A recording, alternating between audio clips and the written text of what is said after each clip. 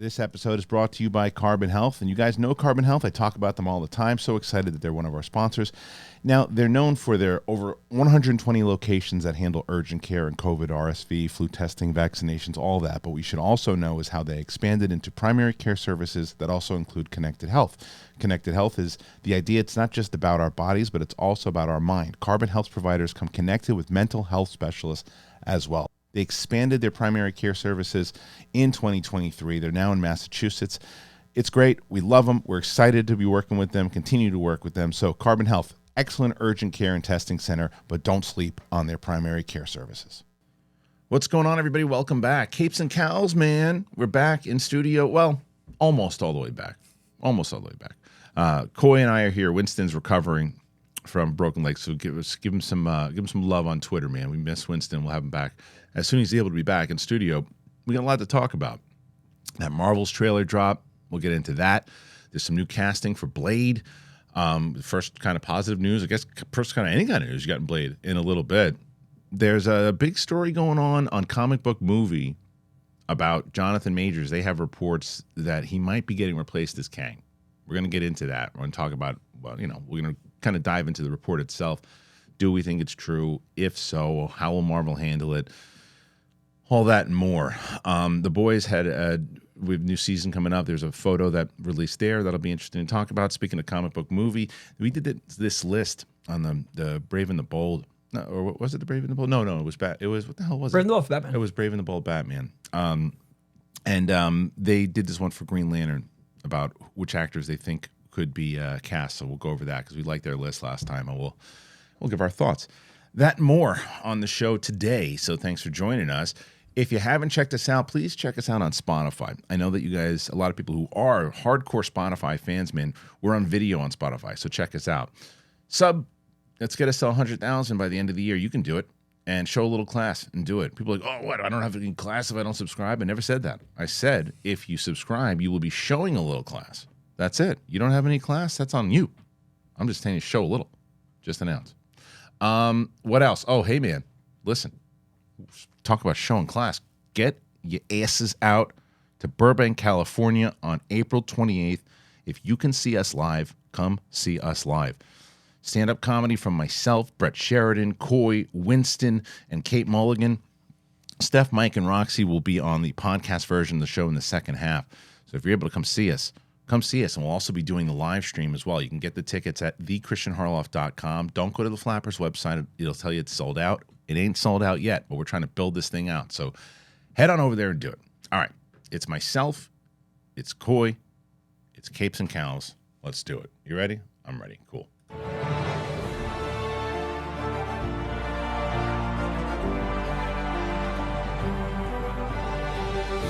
Welcome back, ladies and gentlemen, to Big Thing, Capes and Cowls. Myself, Coy Jandro. We are back. In studio. You know what's funny about that is my the Capes and Cowls intro done by the great Wicked Art. I don't know if you saw it yet, but he made an actual comic book. I saw it today. I saw it this morning. It's an actual comic book issue. Yeah. And we're gonna be releasing that. Now whether or not we're doing it for release for the exclusive for the website. But it's going to be an episode. He already started doing the issue, and I read it. Did you read any of the issue yet? No, I literally just saw that. You saw the picture. Yeah. So we got to come. I came up with my name for my character is the chairman.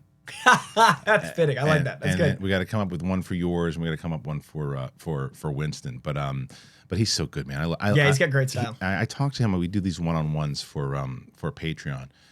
Just the nicest guy in the world. That's good to hear. The vet, and he's just a good guy. He's got he's a dad, and he's just a nice. Where's he from? I don't want to go too much into. His name's Wicked Art, so I just want to hear Boston.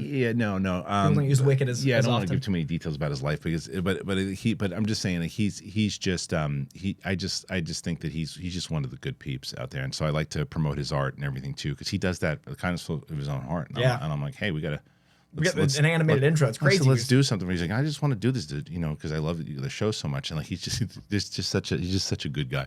Anyway, so as soon as we get that issue done, we'll put it up on Patreon or not Patreon, the website, And if you haven't checked out the website, thekristianharloff.com, we got tiers and everything there too, and just so you can buy the tickets. It's going good. We got a lot to talk about, man. Yeah, man, it's been a big week. It has. The first thing we can talk about, I guess, is let's start off light, and let's talk about the Marvel's trailer. It releases. It's essentially the same trailer that we saw at D23, and it's got all three of the ladies kind of showing what the story is about. It's a teaser, to be fair, and we had like a text thread, the three of us, from talking about kind of what we thought about it. You liked it, Yeah. Winston loved it. Yeah.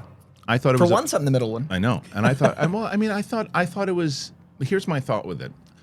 It's, to me, it's all, and I think we all agreed on this. It is all reliant on the chemistry of these three actresses. Yeah. If they and from what it looks like, it could be incredible. It's that plus the writing, like anything else, needs to be good. The directing needs to be significantly better than the Captain Marvel directing, Which I already thought was. That's what the first thing I noticed. Like the first thing I said in the thread was she's got this really cool style of like playing with spirals and like pushes, and you feel that in the trailer, and it's only 2 minutes. And if all of that delivers, and the other positive, they moved it to November. Brilliant move. Yeah. If all of that happens, then it can be a really good movie. You're going to have people the people you've been dealing with on Twitter that are just going to hate it to hate it. Right. But there is that authentic concern that you and I have been have seen from whether it's Doctor Strange 2, Right. Thor, The comedy balance, man. It's hard. Yeah, Ant-Man. It's like it's the balance plus the fact is the structure and the format getting a little repetitive and tired. Right. And this movie could also suffer from that. And it's going to be a really hard movie to navigate talking about because not liking it doesn't make you a misogynist inherently, but misogynists are inherently not going to like it. So it's going to be really hard to navigate the conversation around. Yeah. So it's going to be hard because like I don't love Captain Marvel 1 and it's in my bottom 3. Like I don't like it. Like it's not just a like, I don't watch that one when I do my rewatches. Yeah. But I have to quantify why I don't like it in such a more delicate way because what it represents is important and what it represents is necessary doesn't make it good. Right. So it's going to be really hard with this sequel, which is, 3 women and a team of women and women of different types of lives. Woman director. And a woman director and a very, I love this woman director, but it doesn't give a free pass. So what I was doing online was like, trying to get ahead of that, but everyone interpreted, the wrong people interpreted it as like, oh, I'm this because this, and it's that we're going to have to deal with that whether we like it or not. So I'm already preemptively navigating what discussing it is going to be like because if it's not good, I want to be able to say that. Right. But it's going to be a different language in saying that. But I think it will be good, but I don't want people to assume that we're thinking it's good because of women. Well, that's also why I made it clear that of the 2 things that I just said up top here was that if it delivers on good writing, good directing, and it seems like a no-duh thing, but and chemistry between the 3 women, then it could actually be a really good and fun movie like they're going for. The issue and concern I have has nothing to do with the fact that they're women. It's the concern that it could be 3 men, it could be anybody, that the structure looks the same, and that's what's been tired with Marvel over the last couple of movies. And they haven't had the time to restructure to buy this one. When they're doing all of these remaneuverings, when they're doing, they're setting up Blade, they moved it. They're like after the Marvels, I think there's a gap until like summer. Their game plan can change. And this one was already done. This is still part of the game plan. Yeah. So they were like, oh, comedy and all this stuff kind of is working. And then they're like, it's not working as much. So that's not to say though that you can't edit something in a different tone. We're like, hey, we have, we had this and it played a little bit more comedic. But we had a couple of takes that actually could play this way. Like I was watching, to no one's surprise, Pretty Woman when I was out with COVID. That movie, and this is relevant to this conversation, but that movie was originally, I don't know how much you know about it, but it was a drama. A really serious drama. No, any of that. At the very end of the movie, like it was before it was bought from Disney. He basically leaves her on the street, and it's like a drama, and and it's more about drugs and everything too. And it was, but their chemistry is so strong they changed it. Well, no, Disney picked it up and turned it into a romantic comedy, right? And then when they shot it, they shot a lot of takes that were serious. They shot a lot of stuff, and there was a lot of improv stuff. Richard Gere, Julia Roberts, and Jason Alexander had no idea what movie they were shooting. Wow. They shot different takes all the time, and then they had all these takes to where like, oh, we think it's drama, we think it's this, we think it's that, we didn't know. And then they went and saw the movie, and it was this classic romantic comedy. Yeah. And my point of all that is, if you take enough takes and you do enough stuff, they could look at it and go, okay, look, we just saw that the She-Hulk stuff with the over comedy didn't play the way we hoped it would. Thor: Love and Thunder didn't play the way it would. Ant-Man, not necessarily the humor, but it was more messy than anything else. What can we do, the takes that we have? Can we make it a more personal story? Can we really rely on the drama because of the history between kind of Rambo and Carol Danvers and do that? If they make a more tight story, then with the stuff and different takes that they have, you can absolutely, maybe that's another reason why they push it to November. And you've got Iman Vellani's charm on full display, and She's I think great. it's really She's smart to great. lean into that. Because you look at the Marvels, I think a lot of people assumed it was going to be Captain Marvel heavy, even though it was called the Marvels. Right. And I think it was really smart to make it the three of them at the forefront of the teaser and make sure Iman Vellani, even though she's not been in a movie yet, is an anchor point because she's so charming. You can use her takes like almost guaranteed. So I think it's a really smart teaser for that because I think there was more Iman Vellani in this than the D23 footage. No, it was around the same. Was it about the same? It was long enough ago. I forget. think it was pretty much the same trailer, but it was either way. There was more Skrulls. I mean, there was more not Skrulls. That was in the Secret Invasion trailer. There was more of the scope of space. I feel like, and that was because they didn't show the Spectrum moment with that wavelength thing in the D23 footage. Okay. I remember. Again, it was like 6 months ago. A while ago, but. What I'm curious about is this, because they remember that interview, which I think was at D23, when they asked Brie Larson about, are you going to be back? And she kind of gave that really weird answer. Oh, that red carpet interview? Yeah, where she was like, well, I don't know, does anybody want me back? Mm-hmm. Do you think that had at all to do with the fact that she was pretty much, I don't want to say pushed out, but definitely given more of a partnership in the role as opposed to this was your movie. It's like not, a Captain Marvel 2 versus the Marvels. Yeah, it's like we liked what you did, and even though it made $1 billion, we're going to bring in 2 other people to kind of take the forefront. Do you think that I feel that like has she anything got to do more with it? heat than anyone else in that run of movies because she was in the unfortunate position of being financially it was great, but it is personally she had to deal with being in between Infinity War and Endgame. Yeah. Her movie made $1 billion because of it, but she also had to be the one that was in between the 2 biggest movies of all time. Right. So I think she only got stress, and then to have that not rewarded with a Captain Marvel 2. Her movie made $1 billion. Right. So I think she might have felt slighted in a way, but I don't think that was undeserved like sass because she dealt with. I don't think anyone's dealt with more online than Brie Larson. I know, but sometimes with Brie Larson, and again, I'm a fan of her. I think that's what she did in Room and our other performances that she's in. I think she's a fantastic actress. I really do. I didn't think she was great in Captain Marvel either. I think, but I don't necessarily know if that was her fault. I think that was more so the director. She didn't really have much to do. The writing and the directing just didn't feel like either her or the character to me. Yeah, there's a lot of face acting going on and all that. But I also think that, and this is what I said, I've said this before about her, is that I think she fights the right fight, but I think she fights the right fight wrong. Where sometimes she's out there and she says things, she takes shots at people who are like, whoa, I'm on your side. What are you taking shots at me for? And she's like, no, I didn't do that. That's not what I was saying. It's like, it was what you were saying, but you just, but I get what you're saying. But you punch someone in the head to go, aren't we right? Like, yeah, I'm right. I'm on your side. Why'd you punch me in the head? I think she gets emotional, and I think that we're not used to seeing that with public figures in a human way. Like, I do that, but I'm not an actor. I'm like a person on the internet. Sure. So like sometimes I accidentally punch them in the head and go like, oh, I'm sorry. Right. I just think we're not used to seeing that with people in $1 billion movies. And she's also got a more massive of a platform. So when the word spreads out there, but I just think like that one of the things to where it's, and I think that she, like I said, I thought she was really good at Infinity War and Endgame. Same. I think Captain Marvel just like Thor. I think Thor was great in those opportunities because they had the Russos. They had a script. Yeah, it's true. But like if you look at the performances we haven't liked in Phase 4, it's not the talent. Because if you look at them all, like they were good in this, they were good in that. Like I've never said Paul Rudd was bad as Ant-Man. Didn't connect to them in Quantumania. Right. Well, either way, the movie can be. I mean, I will tell you that someone said, and this is what was fun. I saw one of the comments in the trailer, or maybe it was my trailer reaction. I can't remember. And I said, this movie looks like it's for 12-year-old girls. And I said, okay, great. My 12-year-old girl will love it. I want 12-year-old girls to have movies for them. Like I want them to have heroes. So great. You know, but it is also okay to say, because this is what I said and I was wrong about it, but when for Ms. Marvel, right? It is also okay to say this movie looks like a show or TV or a show or a movie aimed for 12-year-old girls, and that's great, but I don't know if it's going to land with me. Right. I don't know. That's okay to say. Totally. It's not okay to say like, well, it's made for 12 years old, so that's the wrong call because I need to watch this movie. Not everything's for you, whoever you are. But and again, it's okay to say, I didn't like, for example, that Ms. Marvel show. I'm like, look, I think this is going to be a show that I can watch with my daughter and she'll like it and I'll think it's fine. I didn't even watch it with my daughter. I watched it by myself and loved it. And I loved it because of her. Sure. I loved it because of the directing. I loved it because of the family dynamic. That's what I love the most about that show.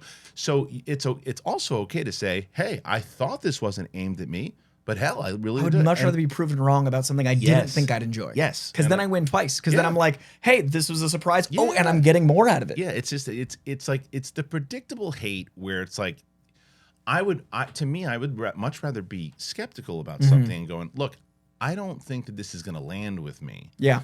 And then, as you say, you walk in and you go, hell, man, I loved that. That was great. And I mentioned this the other day, a conversation, like Dread was a movie I didn't think I was going to like. Yeah. Right?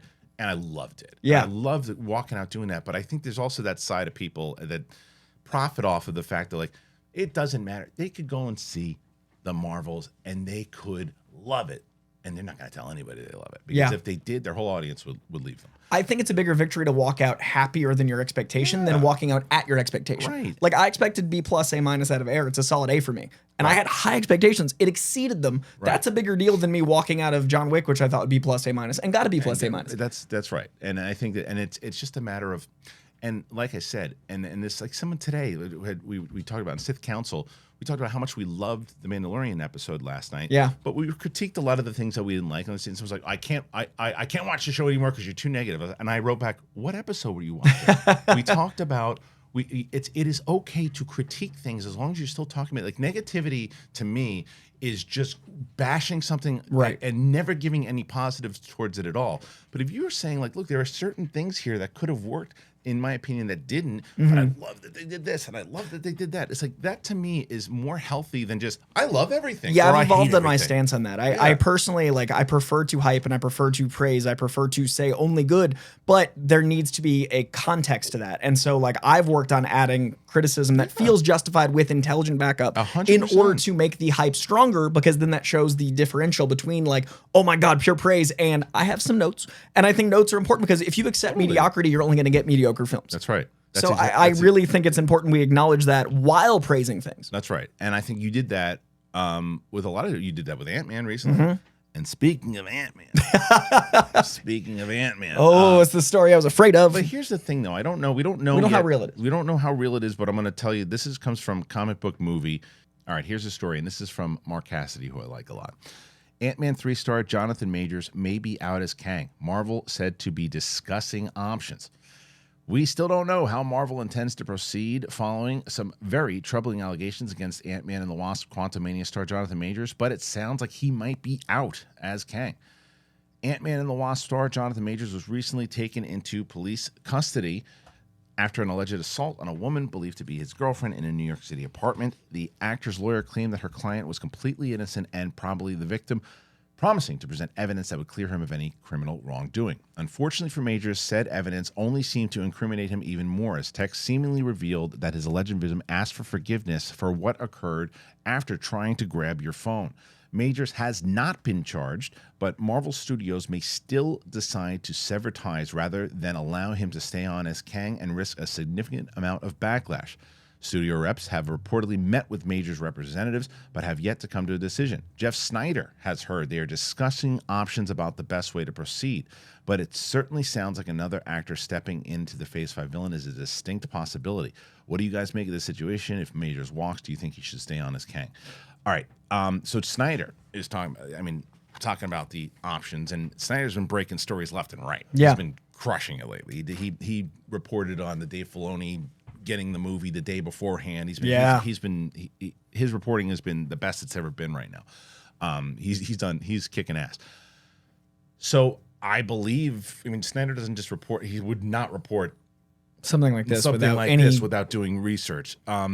So we're discussing options is real, as you should discuss options at this point. The question is, will it come to fruition?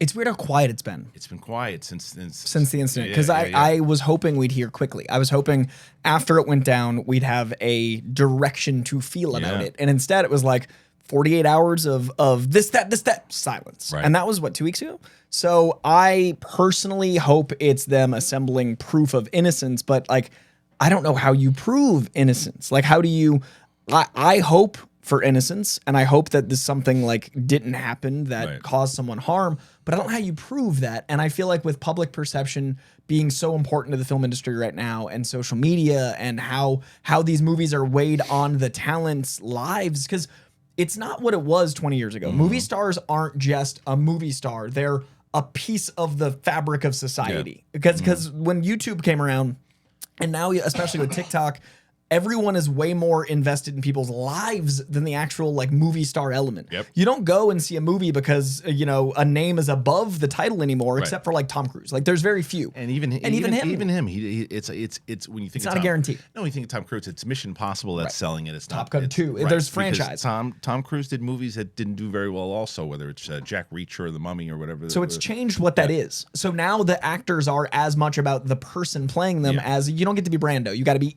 everywhere.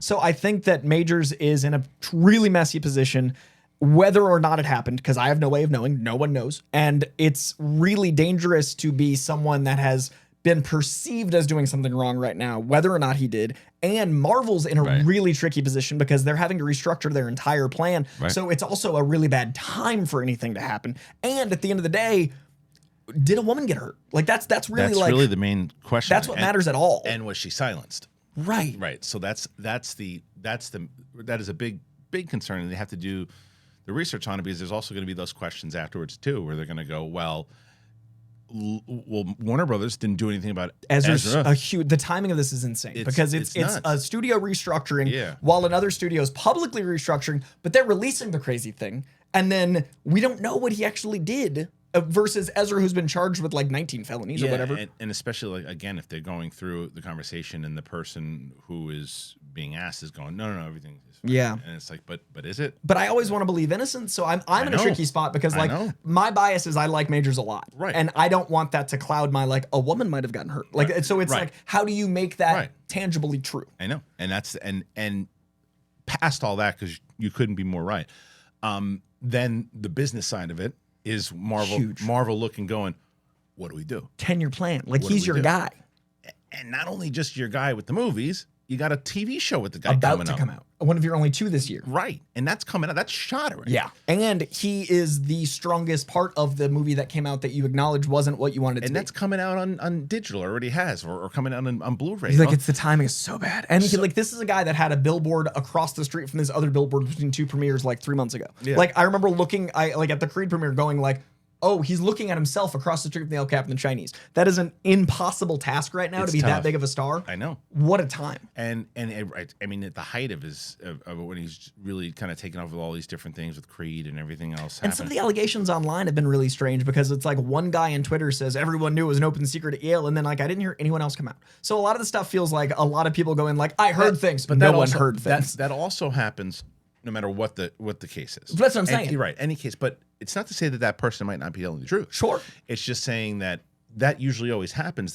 That's always the problem with like weeding out who's telling the truth, who's not, and the right amount of evidence, actual proof, investigation, and all that stuff. Because as you said, if something was done wrong to someone, then whoever it was that did it should pay the price. And statistically, women don't come forward because of the way they're treated. So the fact that she... And especially if it's a major movie star. Right. And the fact that she was in a position and something happened, no matter what, something happened, period. And then now there's an absence of dialogue. And that scares me because I don't want a woman to be silenced because of the size of the star, but I also don't want someone who's very talented, if they didn't do something, be punished irreparably. That's the whole point of it too, is the flip side of it too. And I'm on that side of everything you said. I'm just saying the other side of it as well too is, well, what happened inside of it too? Because there are also times where people get into a fight.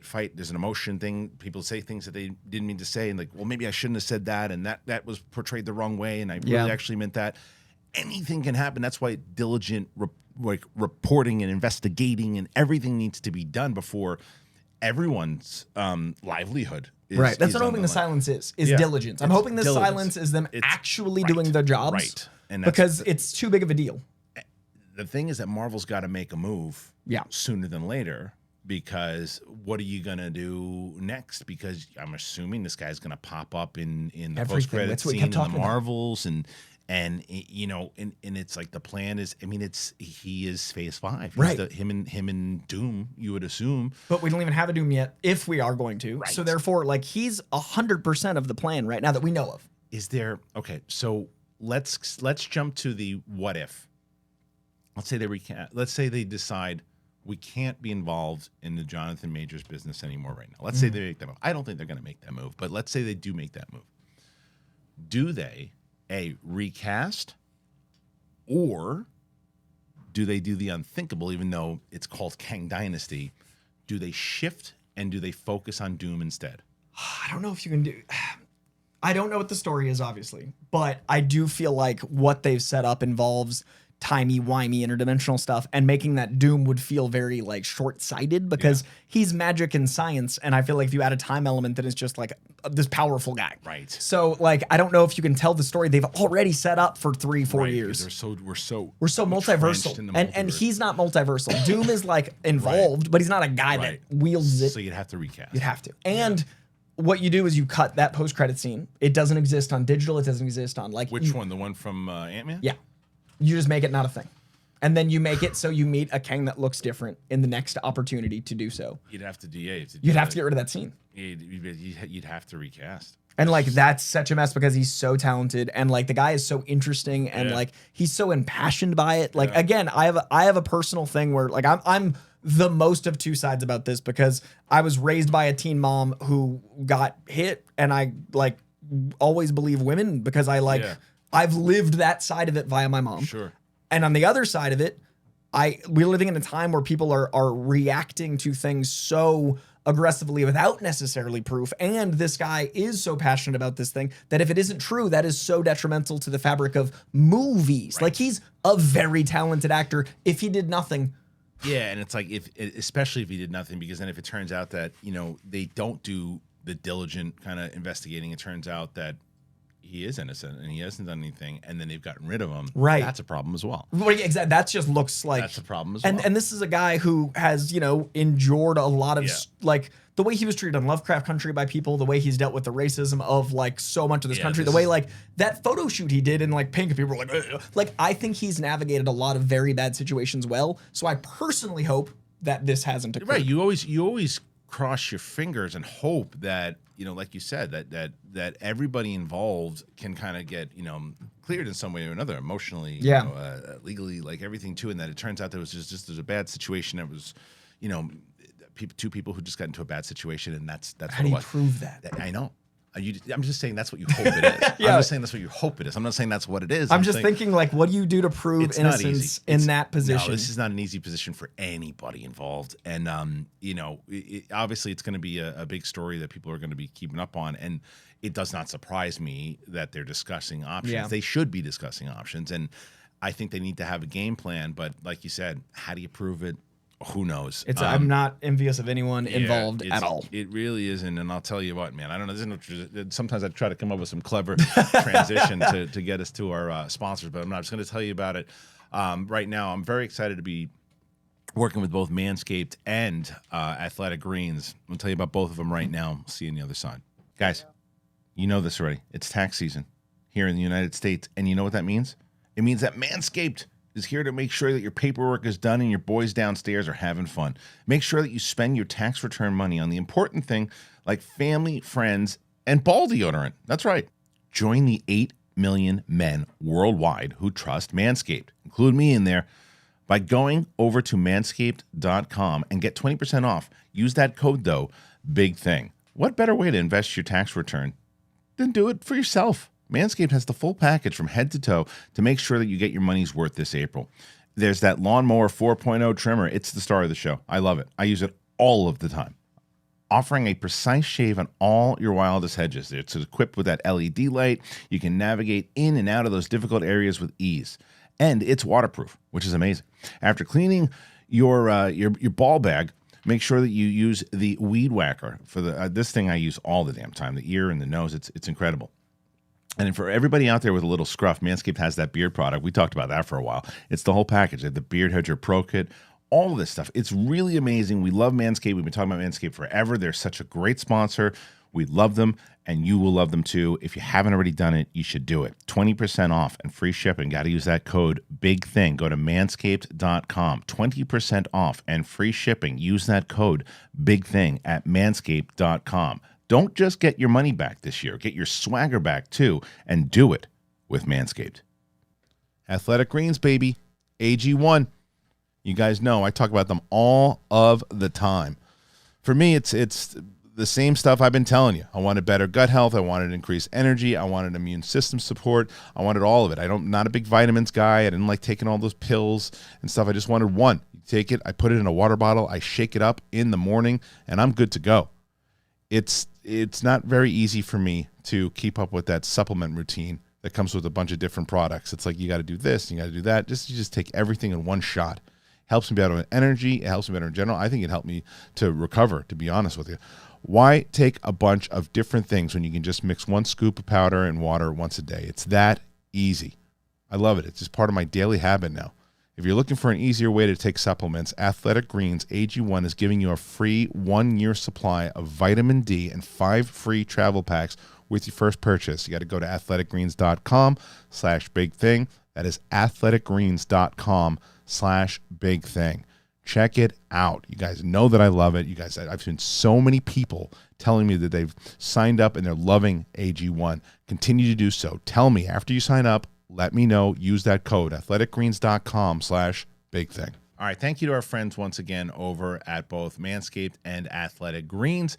Really appreciate them. If you want to help yourself out, if you want to help the show out, get yourself some Manscaped, get yourself some Athletic Greens. I'm telling you, man, that is the way to go. Okay, before we move on to some more news, how about this? Boom! That's right. Boom is back. This week, we got to preview an incredible new book from Boom Studios. It's called The Seasons Have Teeth, and it's an epic limited event series from the acclaimed author Dan Walters. He is the writer of Loki, Lucifer, and Arkham City, and Sebastian Cabral of Anthony Bourdain's Hungry Ghost. The Prestige series is set in a world where the 4 seasons have turned into a monstrous kaiju-like beings who roam the world, bringing the climates of those seasons with them. There's a retired conflict photographer. It's setting out to track them down and capture a perfect shot of each one. And it's a journey that reveals his own mysterious story. It's a powerful, poignant series. It's already being critically acclaimed, with Comic-Con.com awarding it a perfect 10 out of 10. And Comics Beat calling it emotional, confrontational, and uniquely haunting. The Seasons Have Teeth is available in stores now, and you can catch a special trailer for the series on Boom Studios YouTube page. And check this out. Check this out. This is the one that we have. I've got this. This will be sitting in my sitting in the office, kind of putting this up there too. And they have these. These are so cool. These are so cool. God, they smell so good. They sent these candles. Look, of course, got some too. I think Winter's my favorite.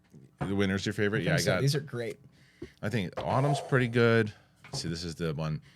Yeah, this is good too. Like, oh man, that's pretty good. They're so refreshing. That's a summer one. Summer's really refreshing. Ooh, I like summer. I think summer and winter. Yeah, summer and winter. Oh man, all 4 are great though. I like the vibe. They're. It's not too like what's the candle place in the mall?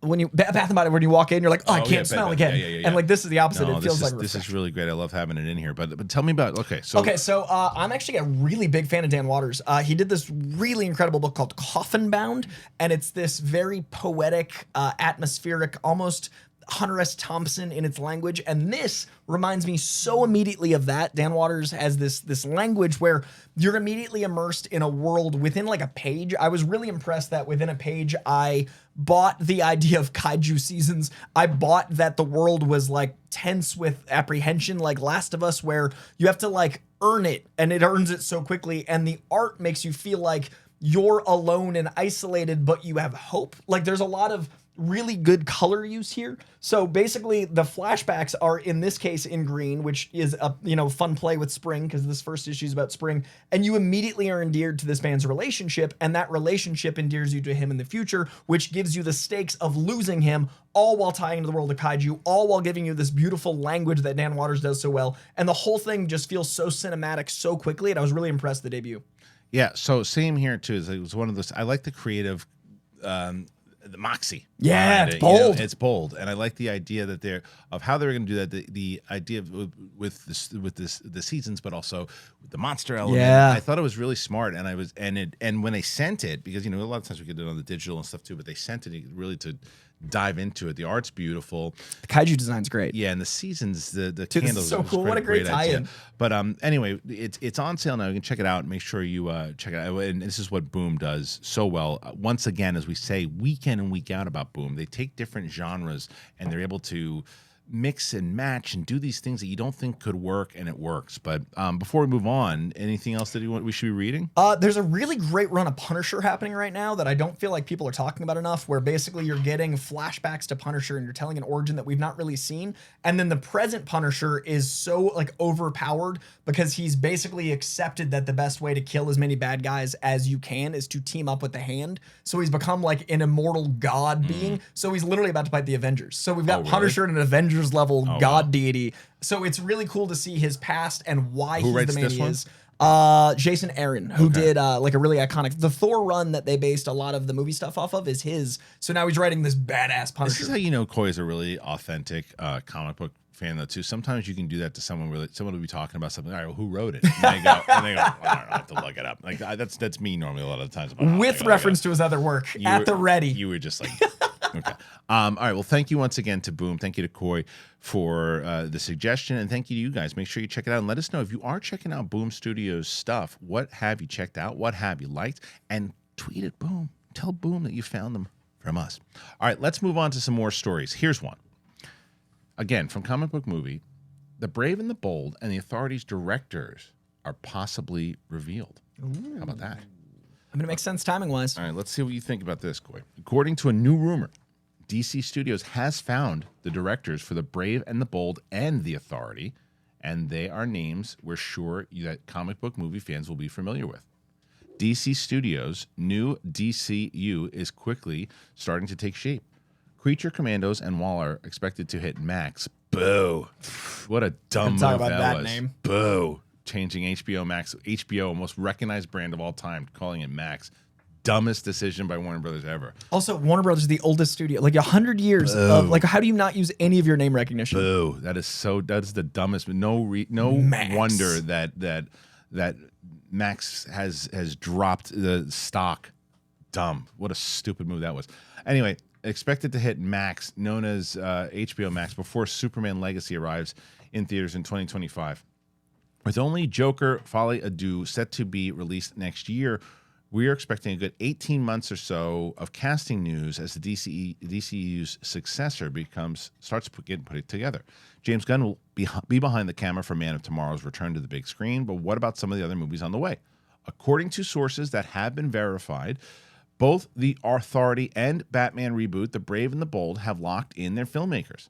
While we're taking this with a pinch of salt for now, it is said that Matthew Vaughn. Oh my goodness. Yes. Oh my goodness. Perfect. Oh my goodness. Correct answer. Good. My goodness. I love Matthew Vaughn. Is going to bring The Authority to theaters. Oh my goodness. Dude, that is. Oh my God. That's almost as exciting as Mangold's. Oh my God. I hope it's true. James Gunn, you genius. Oh my God. That team seems like a perfect fit for the director, especially when the comic book series is one of the frequent collaborators Mark Millar once worked on. Now, The Brave and the Bold, meanwhile, is a movie unrelated to the Batman franchise that will focus on the DCU's Bruce Wayne training his son Damian Wayne as a new Robin. We expected Affleck to take the helm of the project, but the following recent comments from the studios, from the actor and director, it's clear he doesn't want to. Instead, it's said that Andy Muschietti, dude, I said Superman or Batman, has been tapped to take charge of this reboot. There it is. Plenty of good things have been said about The Flash. All right, wait a minute. Now. Okay, that is perfect, dude. Now again, this is big grain of salt. They say it as well too. Comic Book Movie says this is just a leak that's coming out. That's saying that these are the two. I have never wanted a leak to be more true. I'm hoping it's not a leak because people will assume it. Because they're so good, it almost feels like copy paste. Like Matthew Vaughn working with Mark Millar, that tracks. Muschietti, I said Batman or Superman. When Superman got announced as Gunn, what is the next biggest thing? If James Gunn is out there saying that The Flash is one of the greatest movies he's ever seen, you give him the biggest thing. He's not going to just say it was great, but I don't want to work with him. Right.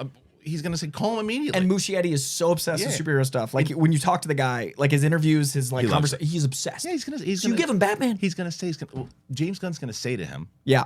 what do you want to do? Right. I'm doing Superman. What else on the docket? The Flash is gonna the Flash is either gonna reset stuff or we're not gonna really continue into. What do you want to do? Because Mangold's name dropping Bernie Wright's in a celebration. Like Mangold's out there literally referencing artists at Star Wars Celebration. Right. So he's passionate. Yeah. So Gunn is clearly not just picking a director that's popular or he likes their style. He wants people that are in the system. And telling you the next 5 years we're gonna be looking at a stronger DC than Marvel. He's getting really good directors involved, and he's putting these directors in there. And look, I think he's going to give him a longer leash than anybody. Matthew Vaughn to do some stuff.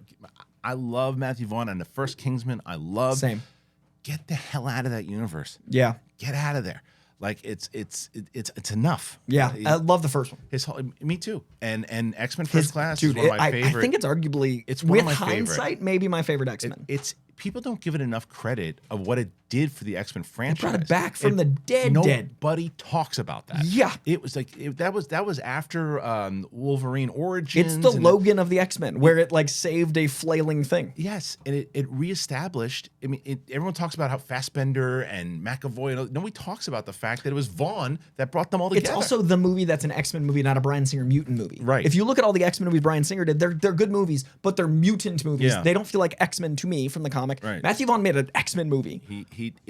I love the movie, and the score is incredible, and I always bring this up. I haven't said it in a long time, but to me, the relationship between Magneto and Professor X in that movie is everything. It's what I wanted Anakin and Obi-Wan to be in the prequels. Yeah. It's like that because it's like you felt for Magneto, you saw him when he was good, and you understood when he turned And you bad. Understood every one of their decisions. You understood how Xavier felt in retaliation to it. Shameless name drop at MegaCon talking to James McAvoy. His X-Men 5 that he wanted to make was a love story not only between him and Moira, but mainly to focus on him and Magneto's relationship. He wanted to make that X-Men comic dynamic the source of 5. The way they did in First Class. Yeah. So that's what he said he wanted to come back to. Like he's like, if we were going to do a 5, that's what I would want. And I was like, he gets it. Well, that's what I also loved about the tone in the first Kingsman. And Matthew Vaughn was rumored, and I think was up for a Star Wars movie, whether it was Force Awakens and everything too, or Episode 7, I guess would be for his.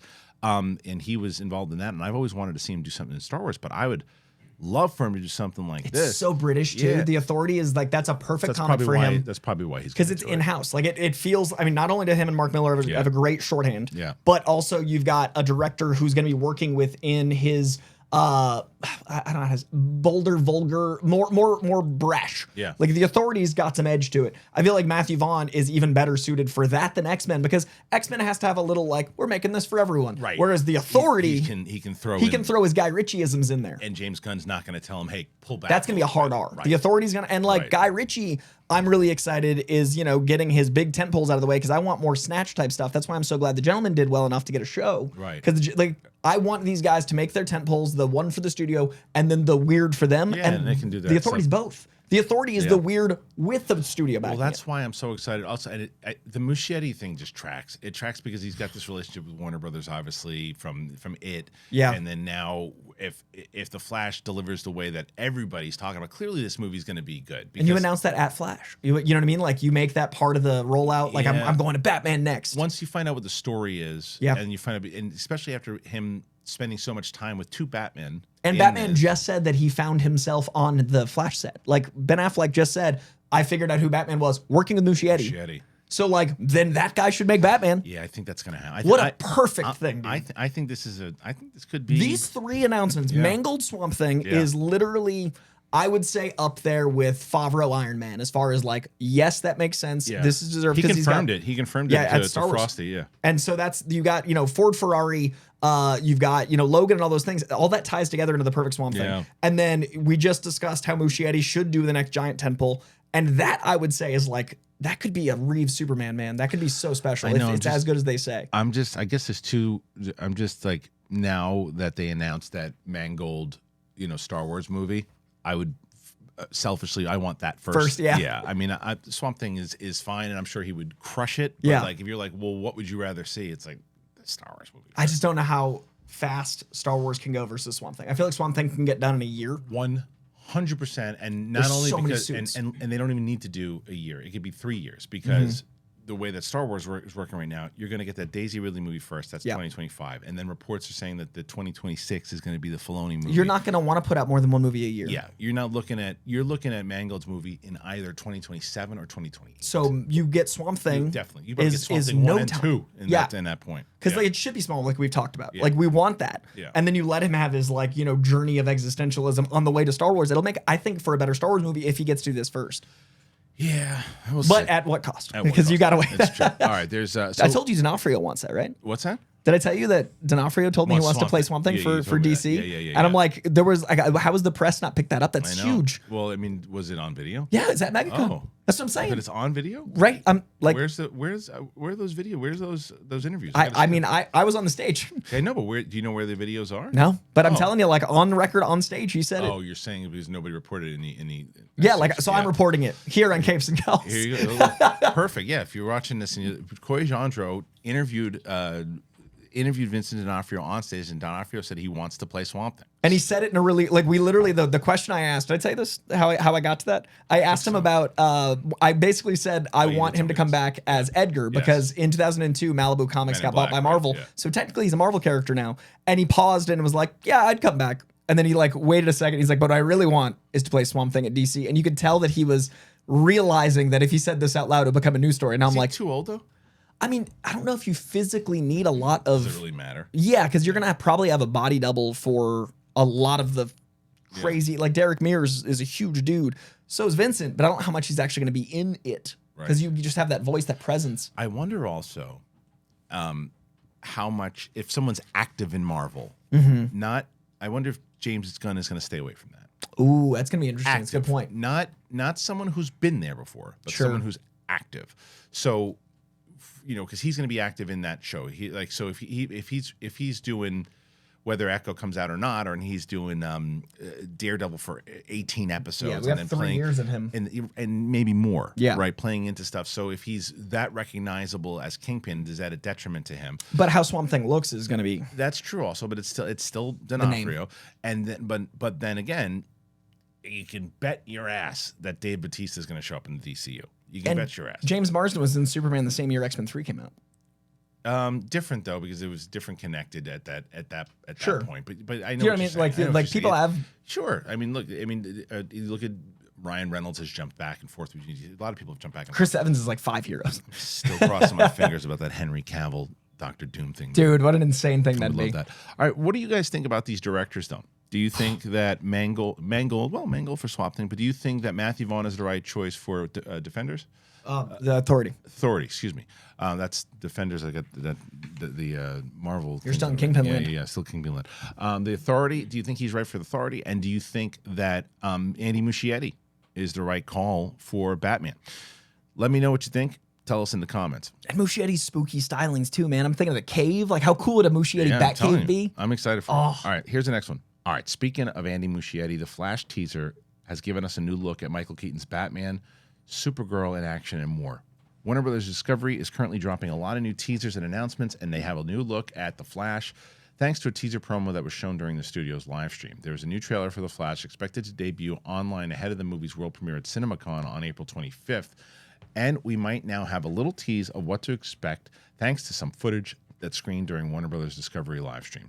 The spot reuses some shots from the first trailer, but we also get a new look at the Scarlet Speedster, Ezra Miller, racing into action. Supergirl takes flight, and right at the end, Michael Keaton's Batman without his cowl. The trailer has been pulled, but either way, that's the shot, and great hair. Great hair. It's like a blonde, grayish kind of just curl that just works. Only Michael Keaton can pull it off. Did you see the Penguin trailer come out of all this? I didn't watch it yet. No, we didn't talk about that. Yeah, I just realized that's another thing. Was it an actual trailer? It's like a 2-minute thing that is mostly trailer, but there's a couple shots of like BTS. Like it's interesting because there's a shot of the crew working on the show, but it's shot in the same like scope as the show. Oh, dude, I can't wait. It looks like a mafia show. It looks like Sopranos with the Penguin. Like Boba Fett was supposed to. It looks like they learned a lesson, and it also looks like it's being taken. I mean, it's different company. But that's what I'm saying. You learn from the other company. We're gonna do this. Yeah, they're gonna be. Oh, that's what the people wanted. Yeah. I keep saying, Warner Brothers is going to sharpen the knife that Marvel made. Like, it's just going to be learning lessons. And the Penguin looks like the same tone as the Batman. It's gonna take itself seriously. It's gonna be a long form tone. But it's Colin Farrell getting to play the mafia guy he's always wanted to play. So great. Because he loves the fact that he and Brad Pitt are two aggressively handsome actors trapped in handsome facades, but they're character actors. Right. Like, they're both guys that want to play like Snatch and weird stuff. This is Colin Farrell getting to flex the crazy, like, really good actor he is. He was unrecognizable long form. Movie. Unrecognized in that movie. And I'm 8 hours of this? I can't wait. And it looks great. And now that it's already passed. People are sending it to me. Like, you got to do a trailer reaction for it. And it was all day of Mandalorian yesterday when they sent, or the other day when they sent it. So I didn't get a chance to watch it. And then I said to myself, well, I missed the mark already. And then, obviously could have talked about it on this show to watch it more. But I'm like, I don't know if I want to watch it. Yeah, I didn't watch the new Barbie trailer because I missed it by a day. Yeah. And then it's going to get half the views. Yeah. And I know I'm going to see it. So I kind of want to enjoy the Barbie movie. That's what I'm saying. I want to, I know that, the Penguin's one of my most anticipated shows. The moment it comes down, it says the Penguin in the Batman font. I was awesome? I got more chills from that than most trailers. And what they say, they can't show Batman in it, but they can show James Bruce Gunn Wayne. said you can. No, I thought he said something else. He said that's not true to someone mentioning it. He didn't specify which wasn't true. No, he said it. But I think you can show Bruce Wayne, but you can't show. I can't remember what it was, but either way, who cares? It's a Penguin show. Who cares? I can't wait to see it. I'm so excited. But I'm glad I did. The buzz, I guess I heard, was pretty good on the. It looks incredible, and it looks like it's the thing we wanted. Like you said, Boba Fett to be. It's a long form crime show. Yeah. What a great way to bridge two movies with a 3-year gap. It's good tone. Now, what do you think about this picture of Michael Keaton? I think we are going to have a very interesting marketing campaign around The Flash because of this picture. I see this being called The Flash, starring Michael Keaton's Batman. Yeah, I am kind of believe that this whole movie's like kind of about me. So I'm back in. I'm Batman. I'm back. Ezra Miller can be running around, but how many times that graduation clip played where he just says I'm Batman? Like, the marketing is going to be I'm Batman, the Flash movie, and then he's going to announce that he's directing Flash. Like, it's perfect. I mean, like Muschietti's going to say he's directing Batman. Do you think they're going to wait to see how it does opening weekend? I don't. You think they're going to announce it before? I think they're going to announce it at the premiere.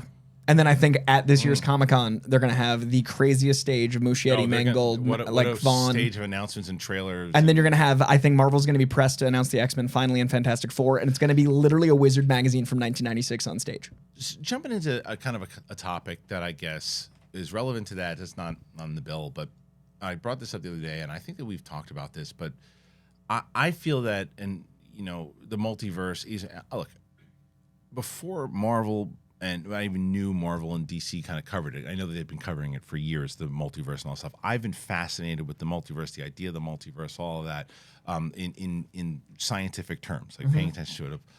So when they did it, I was like, oh, I'm excited to hear how they're going to do it. Yeah, we've talked about it a lot.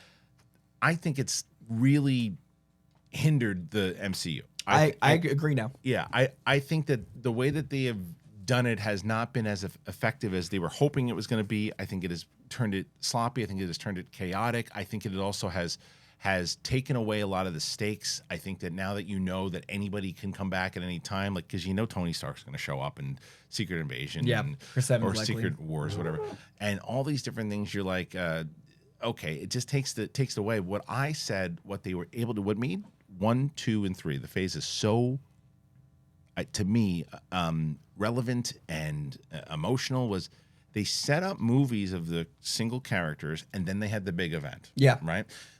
Everything's kind of all over the place right now. If they finish up Secret Wars, they close out the multiverse saga, they get rid of all that stuff, and then they just focus in on the X-Men. Because the X-Men is essentially the Avengers. It's the new Avengers team. And if you do, like, let's say one movie is Wolverine, one movie is Cyclops, one movie is Rogue, right? And then the 5th movie, like they did, is the X-Men movie. I think they're going to do a combination of special events on TV, the special presentations of, like, give supporting characters those, and then your team movies are those big gatherings, and then it disperses into X Factor as a show, Generation X as a show. I think the big team movies are going to be the X-Men, but then there's also the smaller teams that aren't as like well known are going to be long form shows. Like I want like this Harry Potter announcement is very silly, but it does also make sense. Yeah, I think it's going to make a ton of money. I think it makes a lot of sense. I just think they're handling it poorly. How so? Because the way they're announcing it is they're front loading all of the things that the diehard fans are complaining about.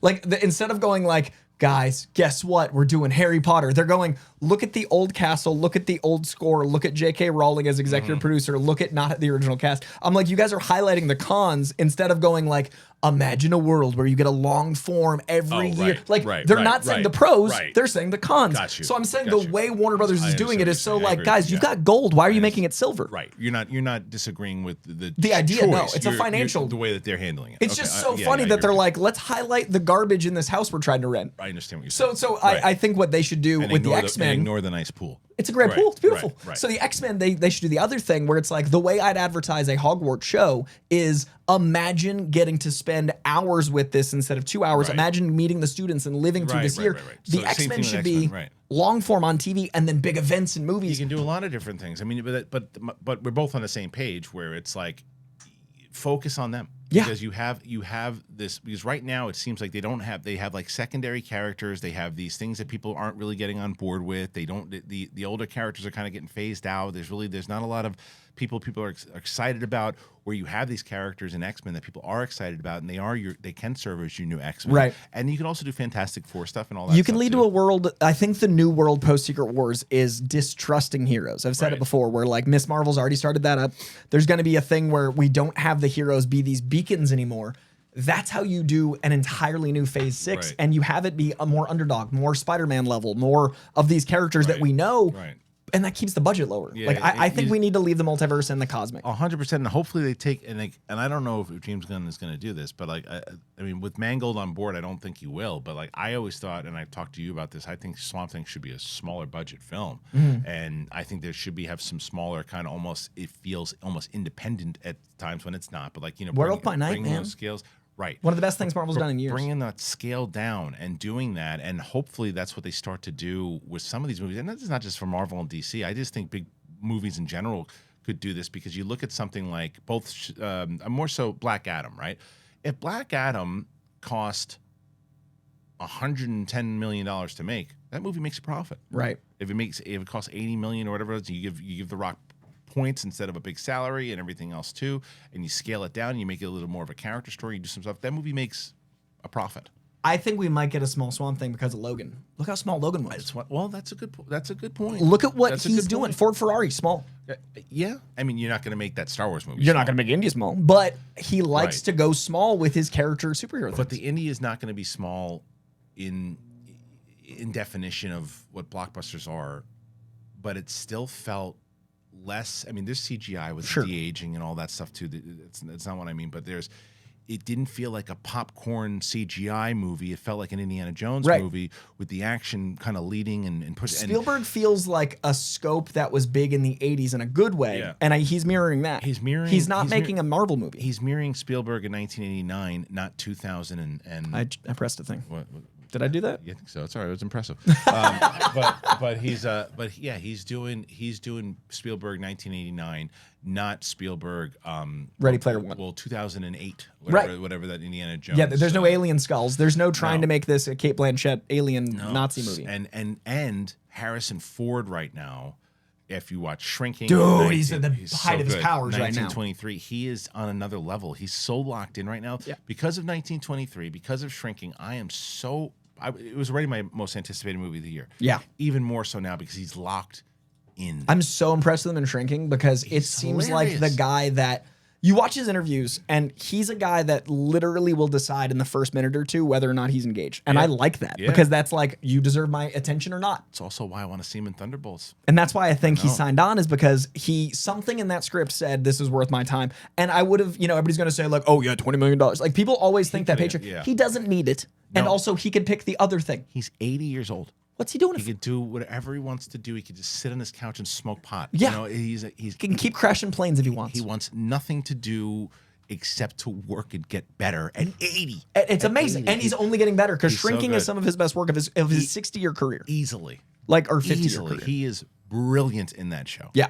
Brilliant. Like, I never thought we'd have Emmy Award-winning Harrison Ford. We might next year. I think so. And deservedly. He should. If it's, either 1923 or Shrinking. Shrinking, to me, is what he should win for, because he'll win Best Supporting Actor. Yeah. And I think that is a testament to his work right now, the scripts he's choosing, why Thunderbolts is good. And I also think Marvel, that Thunderbolts movie has the weight of an Avengers movie on it. It has the weight of turning around Phase 5 on it. It has, think about it, that's their next team movie. I know. If you look at the weight of, and it's the first one they're shooting after this right.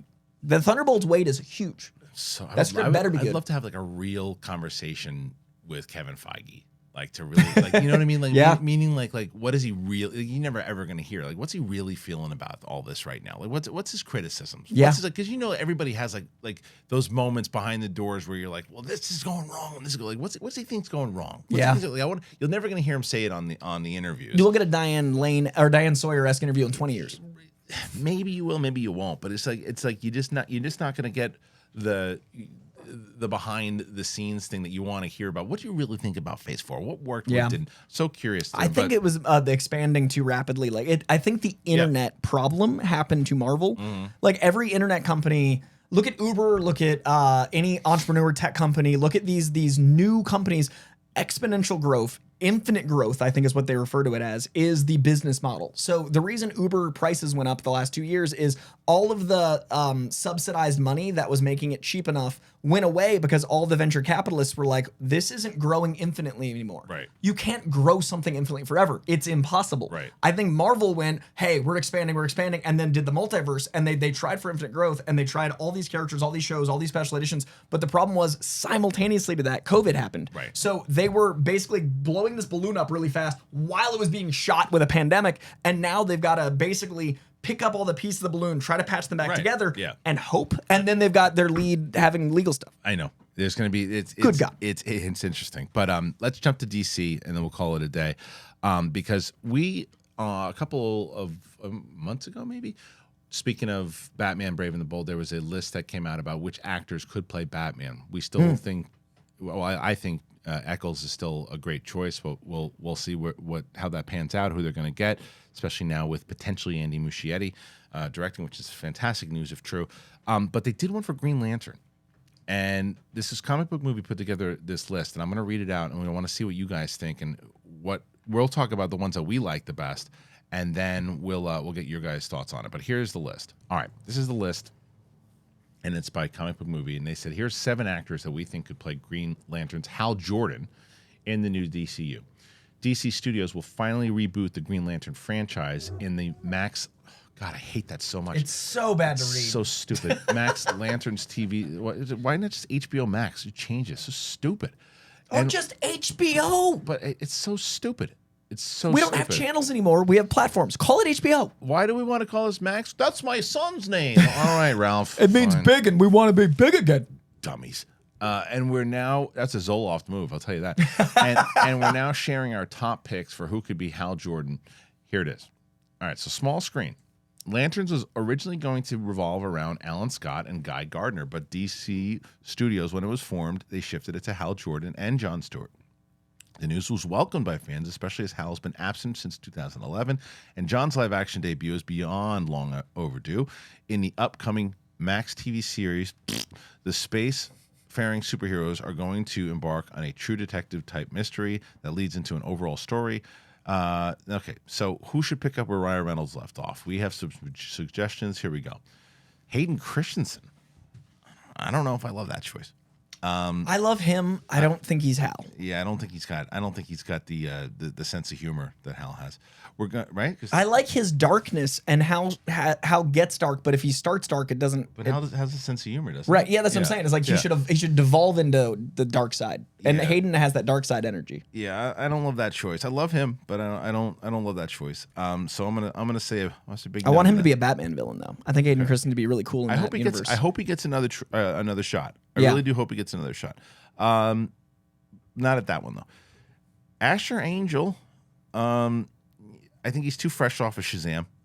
Yeah, I like him. Yeah, I like him I too. also, I mean, that's one of the things we praised about Shazam was how much weight he brought to Billy. Yeah. I also think Asher is a movie star in the making, and unfortunately hasn't been able to be yet. But I don't see him as Hal. Yeah, I don't think he's there yet. But I'm not sure about that. Matt Lantner made a name for himself in 90210. He's Anakin, and then Clone Wars and Star Rebels. That's just a bad picture of him, the one that they It's chose. dark and he's that's Super Legacy. Yeah, I like Matt Lantner. I don't know about for Green Lantern. I think this is an interesting choice. I think Comic Book Movie sees Hal Jordon different than me. Yeah. Oh no, I don't like this choice. Okay, he's also dark. Alden Ehrenreich. He does. If you watch Cocaine Bear, oh no, he's incredible. He's got that sense of humor. But Alden Ehrenreich, I don't know. We did a David Mamet play together. I've seen dude's work firsthand. He's a very good actor. He's a really good actor. He's got a dark, I see him as Batman more than Hal. Yeah. John Krasinski's the one that fits. It fits. He's just a little. I think he might be a little too old. Yeah, because if you're doing a 10-year, I mean, unless you do the first season as him retiring and passing the mantle. Yeah, but Krasinski to me fits the idea of Hal. Of Hal for sure. He's very Americana. Now this is a name that gets thrown around there all the time. Taron Egerton, which is, again, he can play the humor. He can play everything else too. Taron Egerton, it will eventually show up in one of these big roles. I like that choice because I just like Taron Egerton. There it is. Glenn Powell. Glenn Powell is the one that a lot of people have been talking about for sure. I think Glenn Powell is the best choice on this list. And I think that he's got the best shot. Glenn Powell, of course, from Top Gun Maverick, who was Let Him Fly. Incredible in that. And he pretty much was Maverick meets Iceman, which is to me Hal Jordon. I think he's the best choice on this list. I think Maverick is the bravado. Iceman is the insecurity, like that. Like I love that Iceman is the villain of Top Gun, but he's right. Yeah. Like Iceman is like you've got to be in control. Yeah. And I think that's Hal, because Hal is the guy that's going like, hey, we got to stay responsible, but then he breaks and becomes a villain because he's like too responsible. Yeah, which I think is Glenn. I think he's a great choice. I'd like to see him do it for sure. And it's I would say he's a great choice for it. And then I loved your choice for Booster Gold. Dude, Billy Magnuson, right? I love your choice for Booster Gold. I hope that gets pushed out into the world. It's so perfect. It's really perfect. And also, like, reading more about what Booster Gold is. His place in his career, that is the exact timing. Because so much of this job is like, where are you at and what you need to boost you. Yeah. And it would benefit both WB and Billy, which I like when a role can go like, everyone won here. Yeah, that would be good. But as far as this goes, out of that entire list, I'll be honest, I like their Batman list much better than this list. But I would say that out of the ones there, Taron Egerton, obviously, because it's Taron Egerton, you're not going to lose if you get him. But out of all the ones, I think Glenn Powell. Yeah, Glenn Powell to me is the best choice. I feel like they cast according to where Hal Jordon ends, not where he begins, and that's a problem. Minus Glenn Powell. Minus Glenn Powell. Yeah. Well, and Glenn Powell can even play the darkness. But like, I feel like they're casting for parallax. They're casting because like Hal Jordon turns evil, he does. and then basically kills a lot of lanterns and then has to absolve himself and becomes this specter, and he's like this ghostly entity. Okay. And it feels like they're casting for like the 10-year plan. Okay. And they need to let the actor become that. Like, I feel like Alden's inherently got a brood to him. Yeah, and I think like going back to what you were talking about before with like the directors kind of going into the smaller movies, there's certain actors that I think benefit better on smaller roles, independent movies, more character-driven pieces. I think Alden's one of those guys. He's the best part of Hail Caesar. Yeah, he was good in Hail Caesar. And like that movie's not great, but he is. He's really good in that movie, and I like him as an actor. And there was nothing. And like I said, if Solo wouldn't have been called Solo and it was a different character altogether, I thought he played that role. Sure. Right.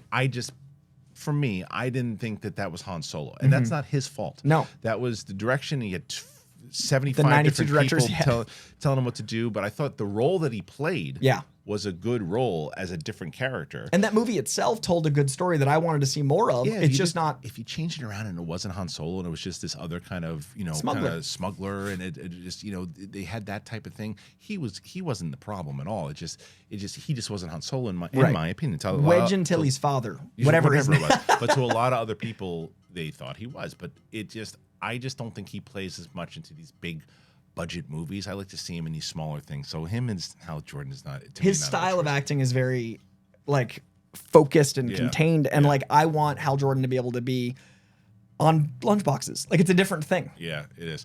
All right. Last thing. Mia Goth, Blade. Oh yeah, let's talk about that. Last story here too. Before we do, let us know, out of all the choices on that particular list, who'd you like the best? Throw in some names that maybe we didn't think about. Who else do you think could play Hal Jordon in the Max series on for Lanterns. Jensen Ackles also be a good Hal Jordon. Yeah, he would as well. All right, this is a story that just hit yesterday, and Justin Kroll, who's another one who is just as in the prime of scooping right now. Him and Sneider are like the two best, in my opinion. After spending the past year, and this is from Justin over at Deadline. After spending the past year terrifying audiences and wowing critics, Pearl and ex-star Mia Goth looks ready to take her talents to the Marvel Cinematic Universe, as sources tell Deadline that she is set to join Mahershala Ali in Marvel Studios' Blade. Yan Demange is set to direct the picture, with Michael Starbury on board to write the script, and Marvel Studio President Kevin Feige is producing. Ali is starring in the role. Marvel could not be reached for comment. Plot details are unknown at this time, as well as Goth, who will be playing. Plans for a new incarnation of the Blade character, played by Wesley Snipes in a string of movies in the early 2000s, was revealed during Marvel's scene-shattering presentation at Comic-Con in 2019. Goth is coming off a stellar year that started with the A24 horror pick X, with the sequel Pearl premiering a few months later, and Goth stars in both, but is front and center in Pearl. Will she give such a stellar performance that award pundits began discussing a potential Best Actress candidate? She also earned strong reviews in the Sundance Midnight pick Infinity Pool. Next up, she can be seen in the final installment of the X series Maxine, which bows later this year and is also in talks to star in Del Toro's Frankenstein. Okay, look, I don't know any of these movies. Minus, I did see, what's the one? The Infinity Pool. Which she was gonna, but she's hot. They're this is street cred for cult goth. Yes. Like, this is so smart. This is the Billy Magnuson of this genre. This is someone at the middle, between transitioning out of the indie and into the mainstream. This is someone picking their first franchise. This is someone that is. This buys credibility into the type of movie Blade's going to be to me. This to me is like, hey, you just did 3 of the biggest, best horror movies independent of all time, and now you want to do this big. Like, to me, this is faith in the team that like Blade's the right move for her, which means the script, because this script's been rewritten, the script's lost its director, lost its writer. I've been worried about Blade for a second. This to me is like some solid ground. Yeah, so maybe they kind of. I can't believe it's been 4 years. Well, it goes back to what you were saying before also, right? Like, it goes, like, it's to be able to reteam and go, all right, look, we really want to do Blade. People are excited about it. We got Mahershala and Ali to do Blade. Let's figure this out, guys. What's our tone? Well, let's go a little bit more in those early 2000s. Let's make it that kind of horror thing. Let's, like, so who do we get? Who's hot in the horror scene right now? Mia Goth. You think we can get Mia Goth? Let's try to get Mia Goth. Hey, guess what, guys? We got Mia Goth. Big swing. And it's like we got her to do this. It's gonna really play into the tone. The director's like, look, this is the approach I want to go. Yeah. So you could be right. This says a lot about what the movie is. You're hoping it does. You're hoping it does. And it also is like, she gets to be mainstream audiences. Then audience can rediscover her indie stuff she just did. It's good for A24 because now they're gonna have DVD sales. But this is what Marvel needs to do though. If they are going this route.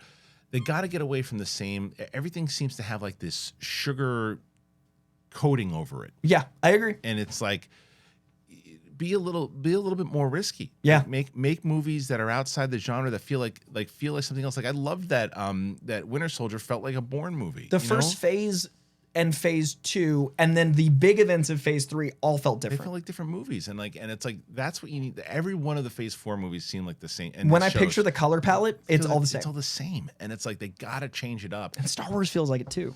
For me, the Star Wars stuff feels like the same color palette sugar as Marvel. But there's no movies to really. I'm in Mando, Boba Fett. Like, I feel like that all has that same. Yeah, but the difference is, I think, with Mando, because I don't love Boba Fett, and like but Mando and at least Boba Fett, they're in the same universe, right? Sure. Like it's meant to be. But I'm saying, like, when I think of Disney, there's somebody who knows it's all in the same universe. I'm talking about as far as the Filoni and Favreau universe. Yeah. But when I picture Disney TV, I hear what you're saying. It's one. I hear what you're saying. Like when you go to Photoshop and you pick a palette, it's all that to me. And I want Marvel to go back to what they were doing.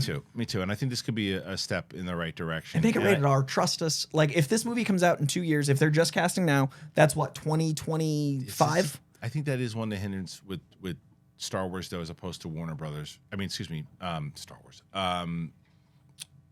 Disney, as opposed to Warner Brothers, is that Warner Brothers will take those rated R swings. They'll go with Joker. They'll let Gunn do the Suicide Squad.